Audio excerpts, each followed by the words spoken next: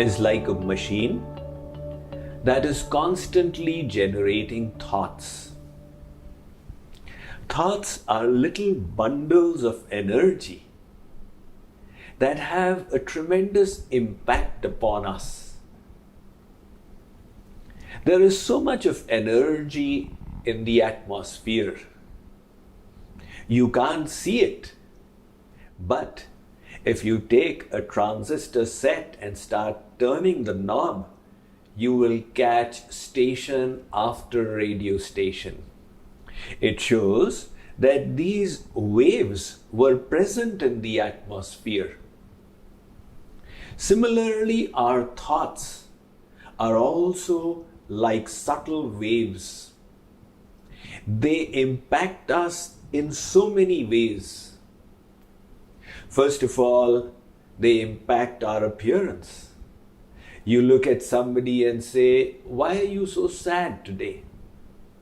That person's thoughts created the appearance of sadness. And you look at somebody else and say, "Oh, your feet are not falling on the ground. What's the good news?"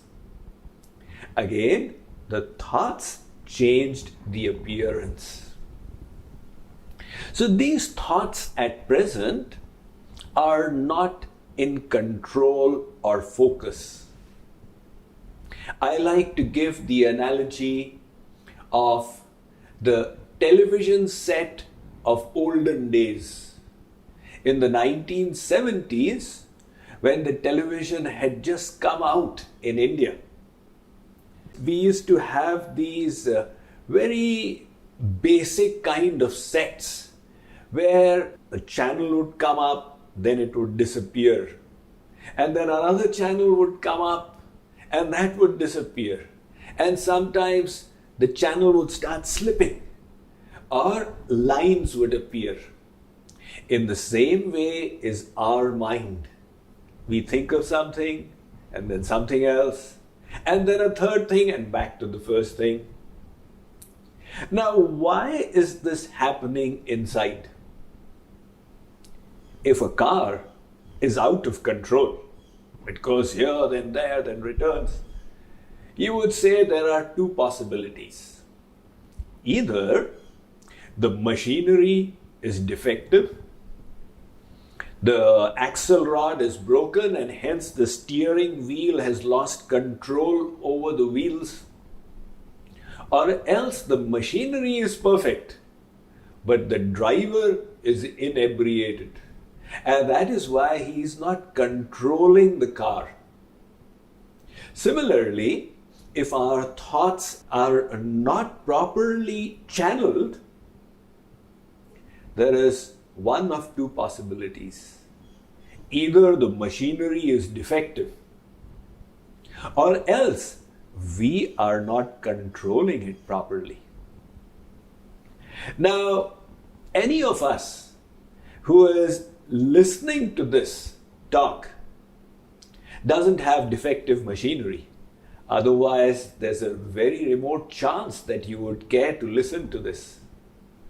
The greater probability is that we have not learned to manage the machinery of the mind. So how do you manage this machinery? In this regard, there are two yogic schools of thought. Primarily, of course, there are subdivisions. But in the Vedic system, there is JKYog and there is Bhakti Yoga. JKYog states that thinking is giving problems to you. Stop the thinking process. Reduce your thinking. And in this way, from the savikalp state, make your mind nirvikalp. Make it thoughtless. Man kumar to beda par. Now, the Bhakti Path takes a different perspective.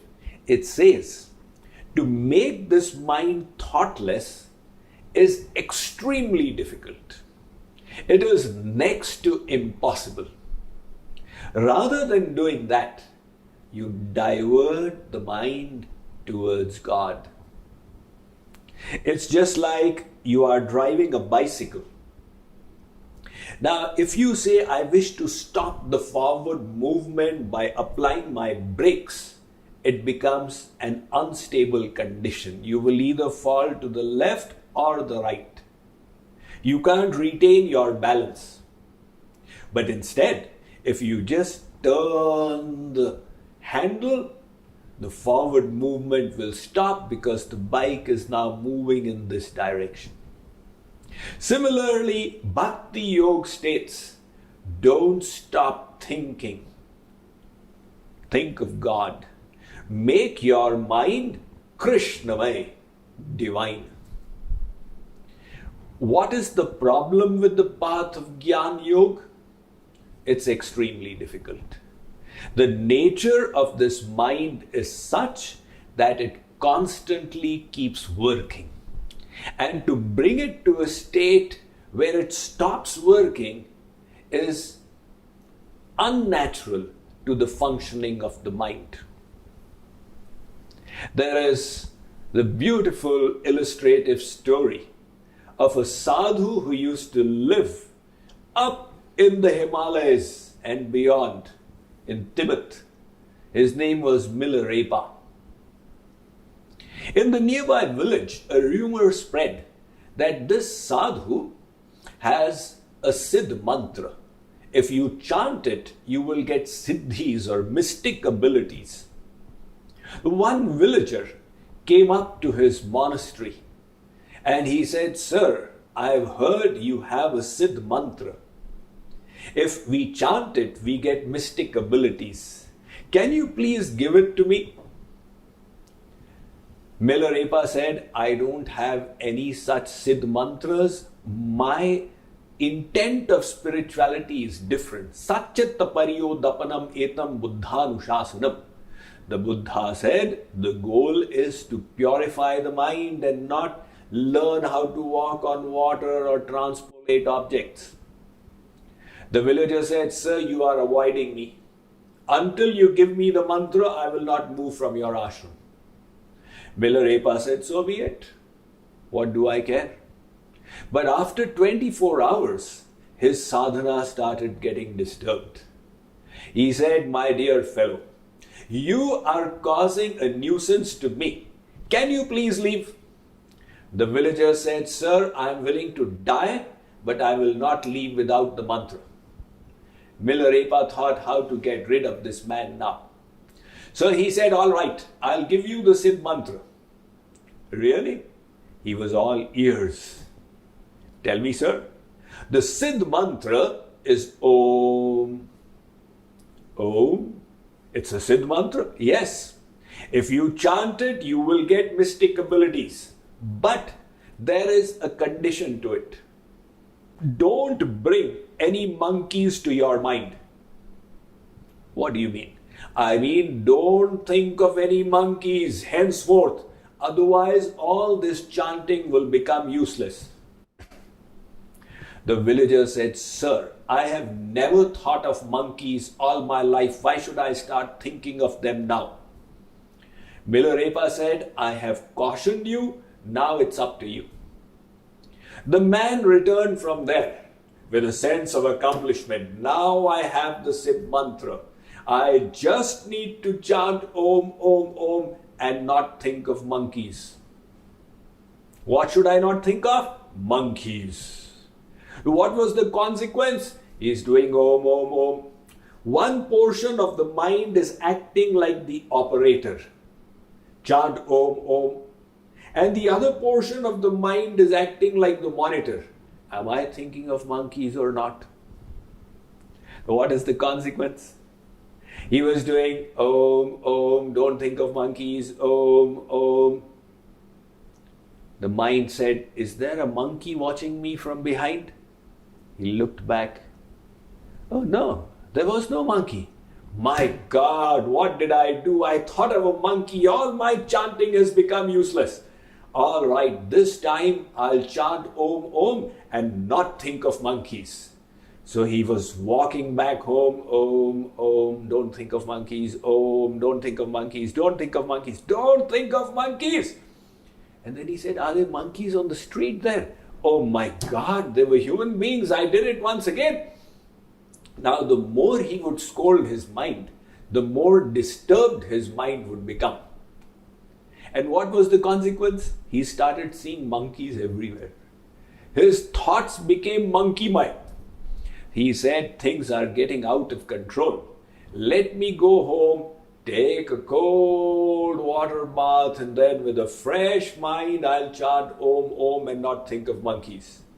However, while taking the bath, he thought he saw a monkey there. He said, where did you get in from? The wife said, my dear husband, who's got in? This monkey. Monkey in the restroom? No, it's got into my mind. So he had his bath. He said, all right, nevertheless, let me go to my puja room and pick up the rosary beads and chant Om, Om without thinking of monkeys. However, when he reached the altar, he thought he saw a big monkey sitting there with the rosary saying Om, Om. He lost to his mind.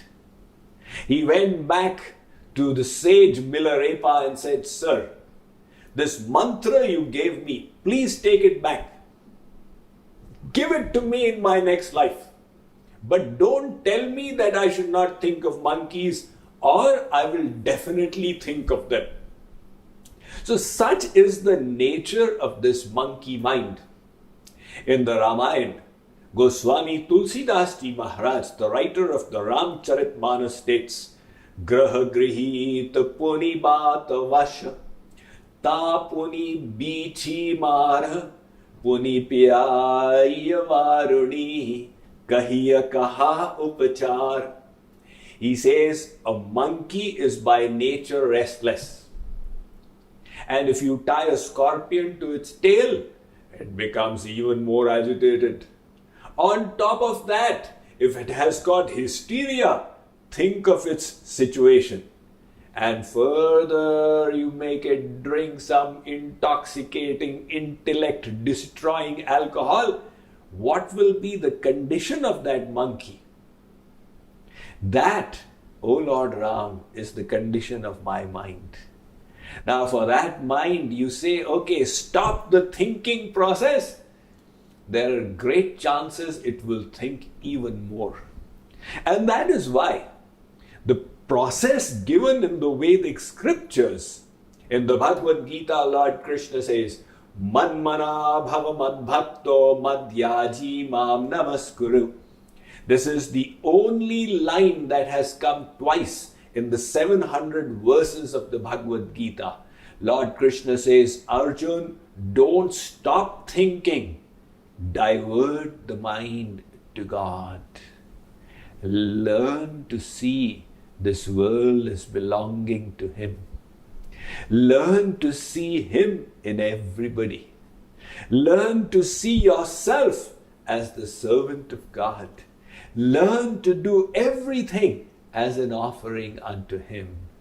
Not only will your material thoughts stop, but your life will become divine, and it will be an offering at the altar of the Supreme Lord. That then is the way to uplift this mind and make our lives blessed.